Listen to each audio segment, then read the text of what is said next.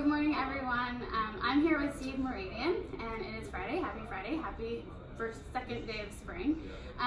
So Steve recently wrote an article, and I'm going to put it in the comments, so if you haven't read it, you can check it out, about what it's been like to transition from the Army into the tech sector, and to do so into a sales role. And so, Steve, can you tell us a little bit about your Army background, your West Point family, and also your role here at LinkedIn? Sure. So grew up in a big military family. Dad's a West Point grad. Brother is a cadet there currently. I was the black sheep of the family. I went to UC Santa Barbara and joined the Army as an ROTC cadet in 2007. My first job out of college was as a helicopter pilot and fixed wing aviator in the Army. And so that's what I did for a good amount of time, both on active duty and in the reserves. And at one point, I saw a lot of my friends having success selling at companies like Salesforce and Oracle. And so I decided to transition over to the tech sector, and eventually ended up here at LinkedIn. So, Steve, in your article, one of the things that I loved reading about was that you called out having soft skills that you had in the military and how you applied them to being a sales professional. So can you talk to us a little bit about, you talked about having, communication skills, your checklist, just highlighting some of that for us. Yeah, I think the first part of military, indoctrination is making sure you have good organizational behavior. So, like, can you operate and work well with others? Can you communicate clearly and effectively? Can you work for a supervisor and do what they say, and make sure that you're supporting them as well as your own objectives? So stuff like that, I think, was really helpful, especially when I was put up against peers that didn't have a similar experience.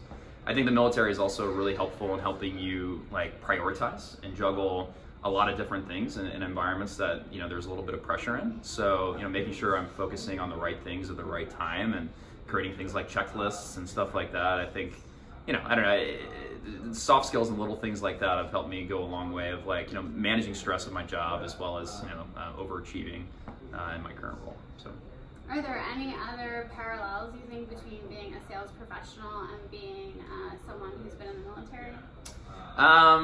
Yeah, I mean, what are some good parallels? Being an effective communicator is key in my role as a salesperson here. I think specifically as an Army aviator, one thing that I had to get really good at is being very explicit and clear with my words, especially when you're talking over a radio. And so I think if you had a conversation with me before I joined the military and I had a conversation with me after, you would see there's clear patterns in my speech that are different. And that was really, attributed to the experience I had with the Army. And I think that's the biggest thing, because I'm a salesperson, I talk for a living, and that's one thing I notice all the time that is very helpful for me. So you've done a lot of work with 4Block and other veteran organizations, and I know you give great advice. So what would be some of the advice that you would give to anybody watching right now?